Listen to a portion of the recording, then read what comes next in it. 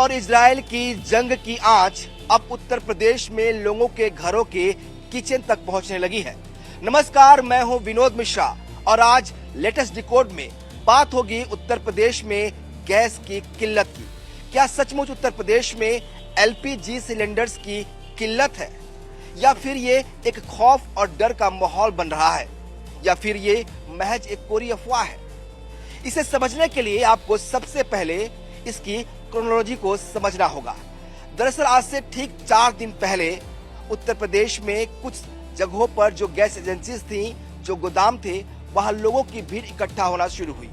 लोगों ने कहा कि ऑनलाइन उनकी गैस की बुकिंग नहीं हो रही है, उन्हें गैस सिलेंडर्स नहीं मिल रहे हैं। इसके बाद खबरें मीडिया में आने लगी, ये भीड़ लगातार बढ़ने लगी। उसके बाद एक्शन में सरकार आई।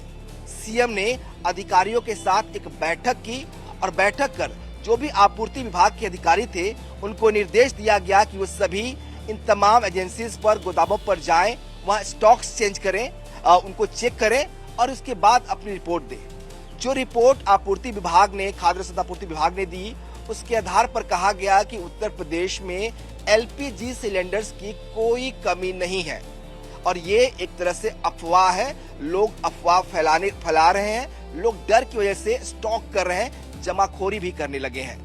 इसके बाद कहा गया कि ऐसे लोगों के खिलाफ सख्त कार्रवाई होगी।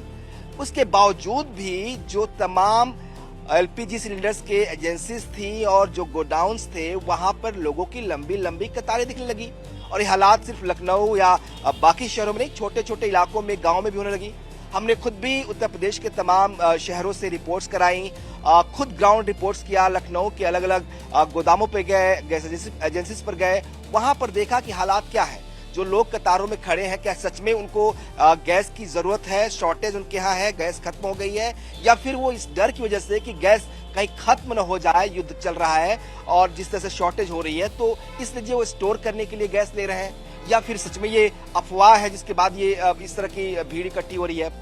तो हमें 2 बातें समझ में आई। पहली बात ये कि शुरू के दिनों में जब भीड़ इकट्ठी होने शुरू हुई थी, उससे ठीक पहले लोग जब ऑनलाइन बुकिंग कर रहे थे, तब जो नंबर्स थे जिस पर गैस सिलेंडर्स की ऑनलाइन बुकिंग होती है, वो नंबर्स काम नहीं कर रहे थे। तो लोगों को डर लगा कि क्या नंबर काम क्यों नहीं कर रहे हैं, तो लोग एजेंसीज पर पहुंचने लगे। उनको बताया गया कि सिलेंडर्स की कमी हो सकती है, युद्ध चल रहा है, गैस नहीं आ रही है। और इससे लोगों में एक और भय पैदा हुआ कि अगर गैस आज नहीं मिल रहा है तो कल युद्ध और लंबा खींचा तो शायद और सिलेंडर न मिले।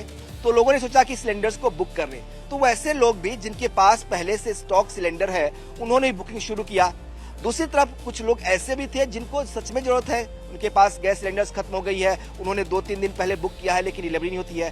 पहले आम दिनों में ऐसा होता है कि आपने ऑनलाइन बुकिंग की, आपको डीएसी नंबर मिला, सेम डे या अगले दिन जो है आपके घर पे सिलेंडर डिलीवरी हो जाती है। लेकिन अब वो नहीं हो पा रही थी, तो लोगों को लगा कि क्या सच में शॉर्टेज हो गया, और जो खबरें चल रही थी उससे लोग कहीं ना कहीं डर भी गए। उनको लगा कि गैस तो मिलेगी नहीं, तो लोग जो है अपने सिलेंडर्स को लेकर जो गोडाउन्स थे वहां पहुंचने लगे। सरकार ने इसके बाद अधिकारियों की बैठक की। इस बैठक में शासन के, प्रशासन के अधिकारी आए। उन्होंने कहा कि इस तरह के कमी नहीं है जिस तरह की कमी दिखाई जा रही है या सोशल मीडिया पर चल रही है।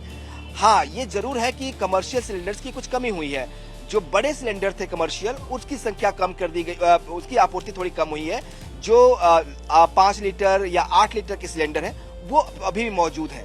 ऐसे में सरकार ने कहा कि कमर्शियल सिलेंडर्स हमारी वरीयता नहीं होगी, हमारी प्राथमिकता जो है वो डोमेस्टिक सिलेंडर्स होंगी, यानी जो घरेलू इस्तेमाल के सिलेंडर्स एलपीजी के, वो हमारी प्राथमिकता है, उसे हमें पूरा करना है। और इसी लिहाज से ये कहा गया कि जो लोग भी जमाखोरी करेंगे या कालाबाजारी करेंगे, उनके खिलाफ सख्त कार्रवाई होगी।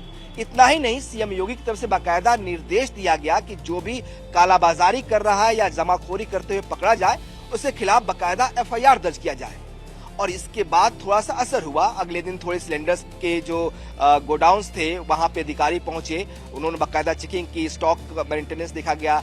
और जो लोग स्टॉक मैनेज नहीं कर रहे थे उनसे सख्त हिदायत दी गई कि स्टॉक की बाकायदा जो है वो मैनेजमेंट दिखाया जाए, प्रॉपर एंट्री हो कि कितने स्टॉक आपके पास सिलेंडर्स आ रहे हैं और कितने आप डिलीवर कर रहे हैं और किनको डिलीवर कर रहे हैं, क्या ऑनलाइन बुकिंग वालों को किया जा रहा है। अब ये एजेंसीज वालों ने कहा कि जो लोग जिनकी सिलेंडर्स की ऑनलाइन बुकिंग हुई है और जिनके पास डीएसी नंबर है, सिलेंडर्स उनको ही दिए जाएंगे, भले वो गोडाउन पहुंच जा रहे हैं उसके बावजूद भी उनको नहीं मिलेगा जिन्होंने ऑनलाइन बुकिंग नहीं किया है। तो लोगों को लगा कि अब ऑनलाइन बुकिंग करने के बाद उन्हें जाकर वहां से लेना पड़ेगा, क्योंकि डिलीवरी घर पे नहीं पहुंच पा रही है, देरी हो सकती है, उनका गैस किसी और को न मिल जाए, इसलिए लोग वहां पहुंचने लगे और लंबी लंबी कतारें जो है वो दिखने लगी।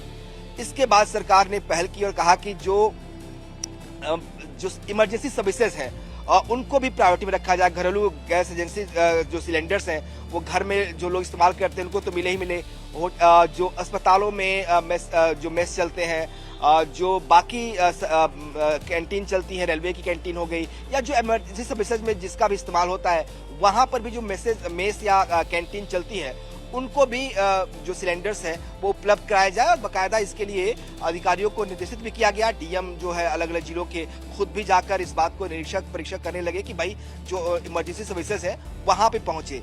सरकार ने ये जरूर कहा कि भाई ऐसा है कि युद्ध लंबा भी चल सकता है, हमारे पास जो आपूर्ति है हम उसको पूरा कर रहे हैं, अभी भी हमारे पास 25 दिन का स्टॉक है, लेकिन ये स्टॉक कभी भी 25 दिन के बाद अगर स्थिति में सुधार नहीं होता या जंग ऐसे ही चलती रहती है तो फिर क्या होगा। तो आप जो है वैकल्पिक साधन भी अपनाइए, यानी कि आप जो पुराने ट्रेडिशनल साधन थे, चूल्हे पे जो खाना बनाया जाता था उसको भी अपना सकते हैं। जहाँ पे ओपन किचन है वहाँ इसकी व्यवस्था की जा सकती है।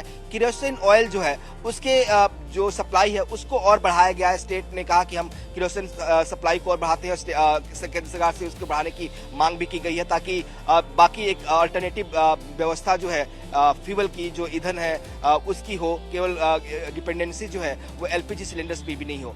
लेकिन अब क्या है कि ये तमाम इंतजाम किए जा रहे हैं, लोग धीरे धीरे समझेंगे, भीड़ भी धीरे धीरे कम होगी, लोगों को लगेगा कि भाई शायद सरकार की व्यवस्थाएं ठीक है और उनको मिलने लगेगा।